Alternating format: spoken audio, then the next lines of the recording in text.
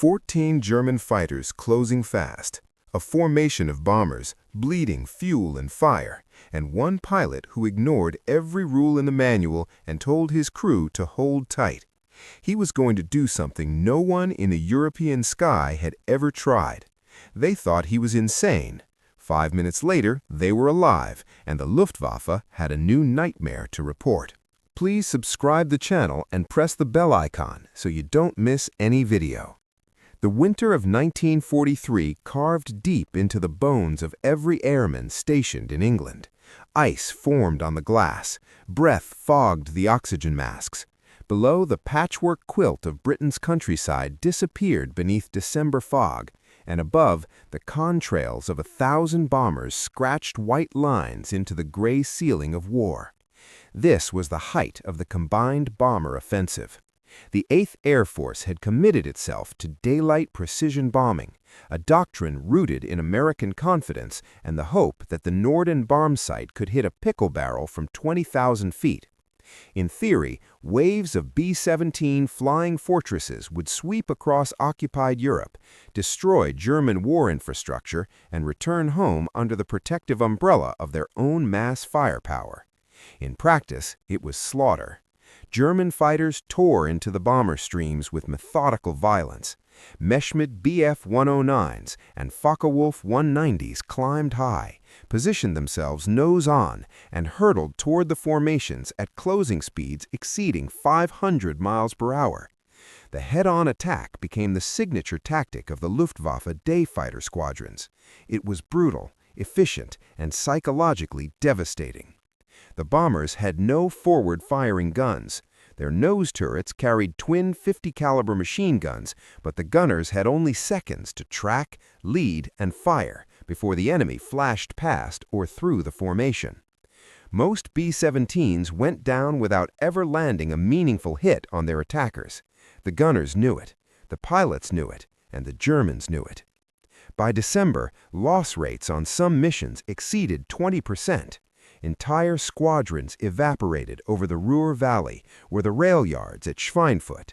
Crews flew their tours in a state of fatalistic endurance, counting missions like prison days, knowing the odds were stacked against survival. Into this environment came thousands of young men who had never seen combat. Farm boys from Iowa, mechanics from Detroit, college dropouts and factory workers who had volunteered or been drafted into a war that demanded they climb into aluminum tubes and fly into storms of steel.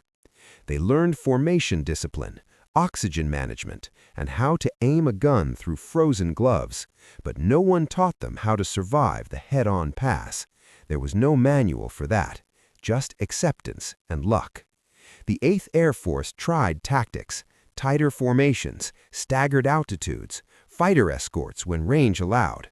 But in late 1943, the P-47 Thunderbolts and P-38 Lightnings could barely reach the German border before turning back. The bombers flew alone over the heart of the Reich, and the Luftwaffe waited. The sound of it all was deafening and unreal.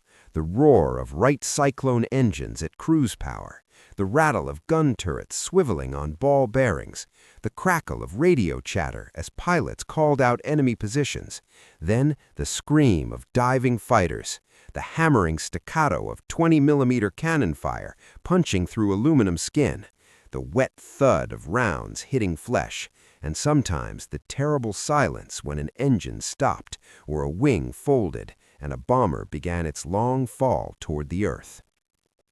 It was into this crucible that First Lieutenant James Howard flew his 23rd mission. If this history matters to you, tap like and subscribe. James Howell. Howard did not look like a man destined to rewrite fighter tactics. He was quiet, disciplined, a thinker more than a talker. Born in Canton, China in 1913 to missionary parents, he spent his childhood surrounded by languages, cultures, and the constant hum of uncertainty. His father ran a medical mission. His mother taught school. Howard grew up watching people solve problems with limited resources and no backup plan. He returned to the United States for college, enrolled at Pomona, and studied pre-med. But the pull of aviation was stronger than anatomy. In 1937, he left school and joined the Navy as an aviation cadet. He washed out, not for lack of skill, but for a minor medical disqualification that kept him grounded. It could have ended there. For most, it would have. Howard went to China.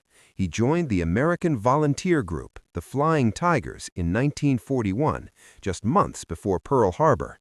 Under Claire Chennault, he flew Curtiss P-40 Warhawks against Japanese bombers and fighters over Burma and southern China. The AVG fought outnumbered, outgunned, and isolated. They had no spare parts, no reinforcements, and no margin for error. Survival depended on ingenuity, aggression, and the ability to think 3 moves ahead. Howard thrived. He learned to exploit the P-40's strengths, its dive speed, its ruggedness, its ability to absorb punishment and keep flying. He learned to bait enemy fighters into bad positions, to use the sun and clouds as cover, and to never, ever fight fair. In 6 months, he was credited with 6 confirmed kills and became one of the AVG's most reliable pilots. When the Flying Tigers disbanded in mid-1942, Howard returned to the United States and joined the Army Air Forces. He expected to be sent to the Pacific. Instead, he was assigned to the 8th Air Force and posted to England as a fighter pilot with the 354th Fighter Squadron, part of the newly formed 355th Fighter Group. They were flying P-51 Mustangs, sleek, long-range fighters that would eventually become the most famous escorts of the war. But in late 1943, the Mustang force was still small. The bomber offensive was reaching its peak, and the losses continued to mount. Howard was older than most fighter pilots. At 30, he was a veteran in a squadron of 22-year-olds. He did not drink heavily or chase thrills. He studied mission reports. He asked questions. He thought in systems, how the enemy moved, how formations worked, where the gaps were. His squadron mates respected him but did not fully understand him. He was competent, calm, and oddly fearless in a way that seemed less like bravado and more like calculation. He flew like a man solving an equation in real time. On January 11, 1944, Howard was assigned to escort a bomber formation targeting German industrial facilities near Oschersleben, deep in central Germany. It was a maximum range mission. The fighters would have just enough fuel to reach the bombers, stay with them for a few critical minutes, and race back to England before their tanks ran dry. Howard took off in the early morning cold, formed up with his flight, and climbed toward the bomber stream. He had no way of knowing that in less than an hour he would be alone over Germany with a choice no doctrine had prepared him. The mission began to fracture 20 minutes from the target. Cloud cover thickened over the North Sea. Visibility dropped. Radio discipline deteriorated as flights struggled to maintain visual contact. The bomber stream stretched out, lost cohesion, and became vulnerable. Then the first German fighters appeared. They came in flights of 4 and 6, climbing out of the haze, positioning themselves ahead of the bombers. The Luftwaffe had refined the art of interception into a choreographed violence. Fighters would climb above and ahead, roll inverted, and dive straight through the formation, nose first. The closing speed gave gunners almost no time to react, and the concentration of fire, cannon and machine guns converging on a single bomber, was often catastrophic. The P-51 escorts engaged. Dogfights erupted across the sky. Pilots broke formation to chase attackers or defend bombers under fire. Within minutes, the neat geometry of the escort dissolved into chaos. Howard's flight was pulled into a running engagement with a group of Focke-Wulf 190s. He fired, maneuvered, and tried to stay between the enemy and the bombers, but the math was unforgiving. There were too many Germans and too few escorts. Fuel was already a concern. Every minute of combat burned gallons they could not spare. Then Howard looked up, and there, a formation of B-17s, perhaps 30 bombers, separated from the main stream and drifting west. They were alone, no other escorts in sight, and beneath them, climbing in a lazy spiral were at least a dozen German fighters preparing to strike. Howard checked his fuel. He checked his position. He tried to raise his flight on the radio. Static. He scanned the sky for other P-51s. None. The bombers had minutes, maybe less, before the first attack run. If Howard turned back, he might make it home. If he engaged alone, he would be outnumbered more than 10-1, and even if he survived the initial pass, the Luftwaffe would swarm him the moment they realized he was the only defender. It was not a decision that doctrine covered. It was not a scenario taught in training. It was a simple, brutal calculus: abandon them or fight. Howard shoved the throttle forward and dove toward the bombers. The German fighters had not yet committed to their attack. They were still positioning, communicating, setting up the run. Howard knew one advantage. Surprise. They did not expect a lone Mustang to challenge an entire staff. He closed the distance fast. The bombers grew larger in his windscreen. He could see the ball turrets rotating, the waist gunners tracking movement, the formation tightening instinctively in response to the threat below. Then the first German flight peeled off and dove. Howard rolled hard, pulled lead, and fired. His tracers laced through the air and clipped the wing of a Messerschmitt. The fighter broke off, trailing smoke. The others scattered. Confusion rippled through the German formation. One escort should not have been a problem, but Howard was not flying like an escort. He flew like a man with nothing to lose and a perfect understanding of geometry. The Luftwaffe reorganized. They came again and again. Head-on passes, beam attacks, slashing dives from above. Howard met each one with fire and maneuver. He did not try to dogfight. He did not chase. He stayed close to the bombers and made himself the problem every German pilot had to solve before they could reach their targets. And then he did something no one expected. He flew into the middle of the bomber formation. Fighter doctrine in 1943 was clear. Escorts stayed outside the bomber formation. They patrolled the flanks, the high cover, the approach vectors. They intercepted enemy fighters before they reached the heavies. Close escort was considered defensive, passive, and ineffective. No one flew inside the formation. The risk was too high. Bombers flew tight, wingtip to wingtip, with minimal room for error. Turbulence from props and slipstreams created invisible walls of disturbed air. A fighter caught in the wake could lose control, collide, or be shot down by friendly fire. Bomber gunners were trained to fire at anything that moved within range. Friend or foe, if it was close and fast, they shot. But Howard understood something the doctrine writers did not. The German head-on attack depended on a clear run. The fighters needed a straight line, high speed, and an unobstructed field of fire. If a defending fighter positioned itself directly in front of the bombers, between the Germans and their targets, the attackers had two choices: break off or risk a head-on collision with an armed opponent traveling at combined closure speeds exceeding 600 miles per hour. Howard slid his Mustang into the lead element of the bomber formation. He throttled back to match their speed.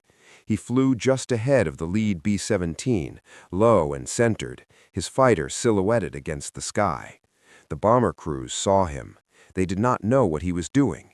Some thought he was lost. Others feared he had been hit and was trying to ditch near the formation for rescue. A few gunners tracked him reflexively, fingers near triggers, waiting to see if he was friend or threat.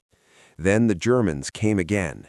Two Messerschmitts diving from 11 o'clock high, nose on, cannons charged. They had a perfect angle. The bombers were locked in formation, unable to evade. The closure was textbook, but Howard was there.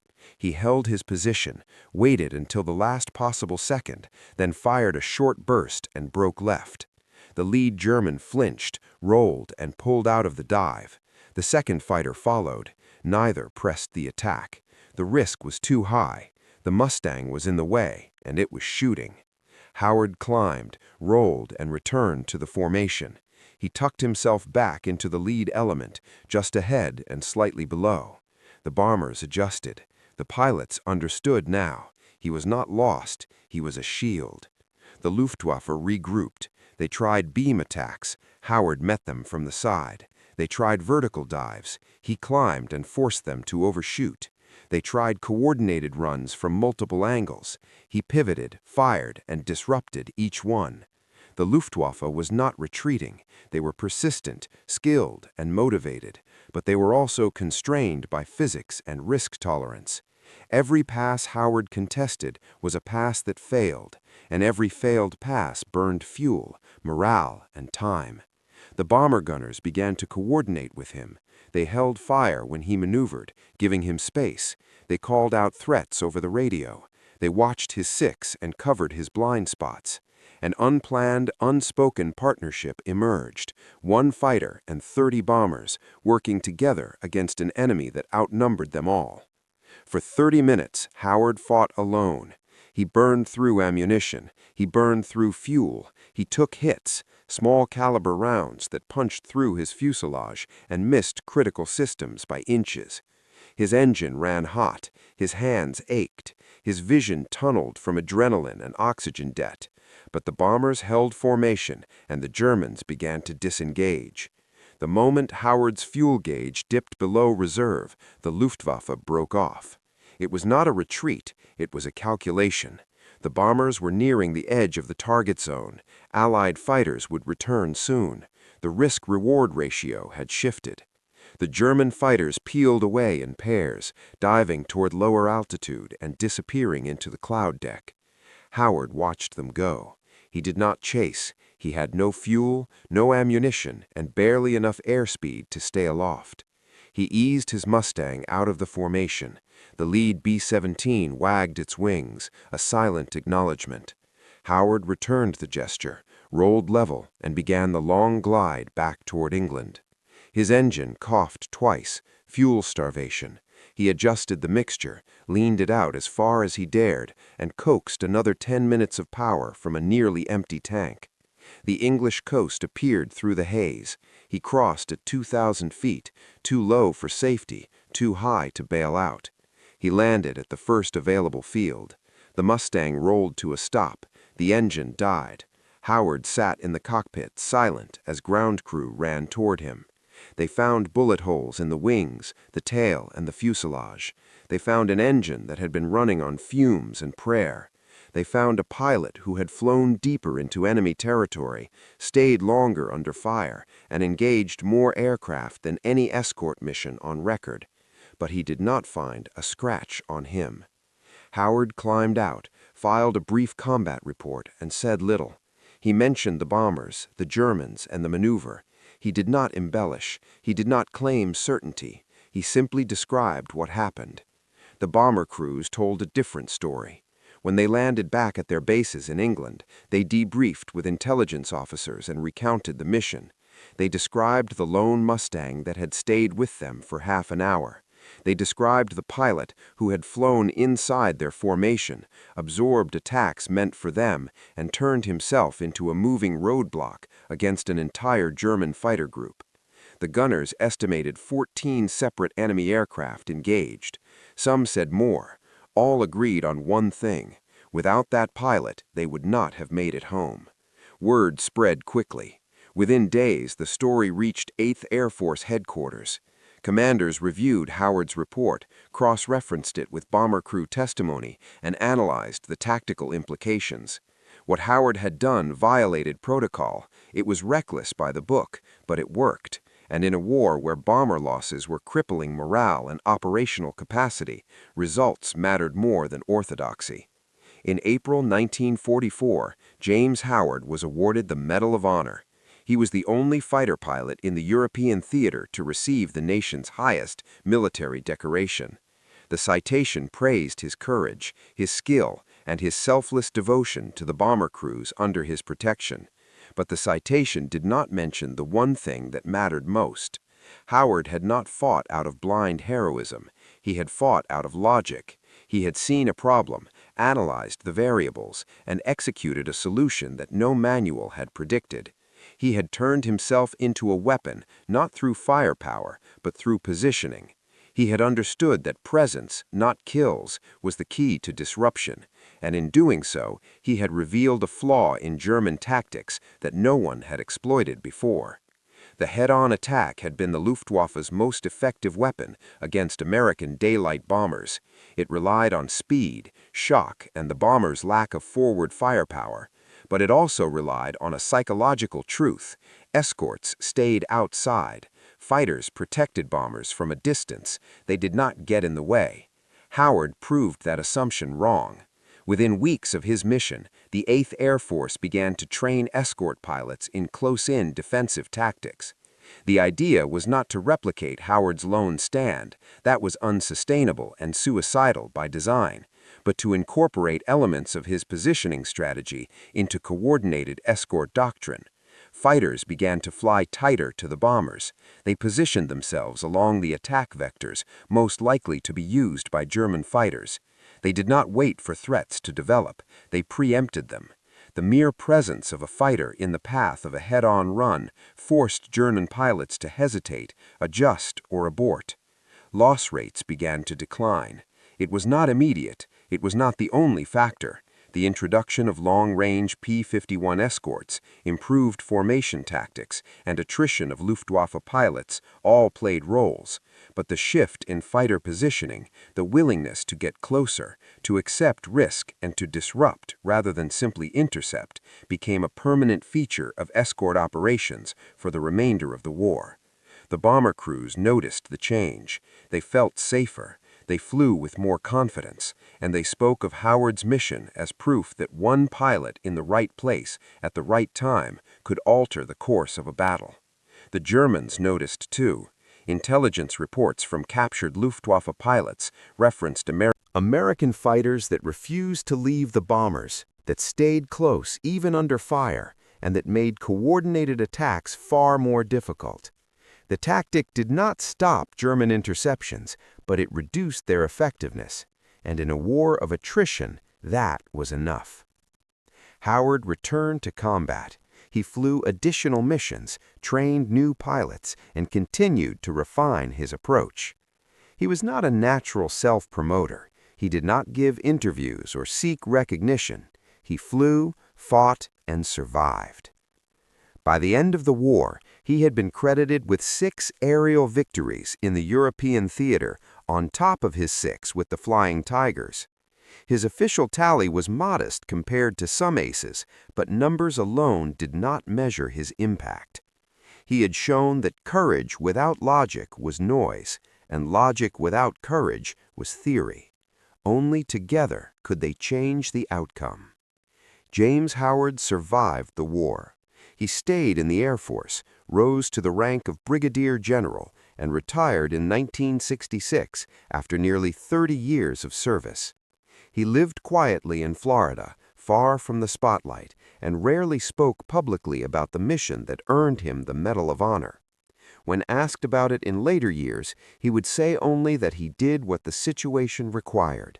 He did not call it heroism, he called it problem-solving.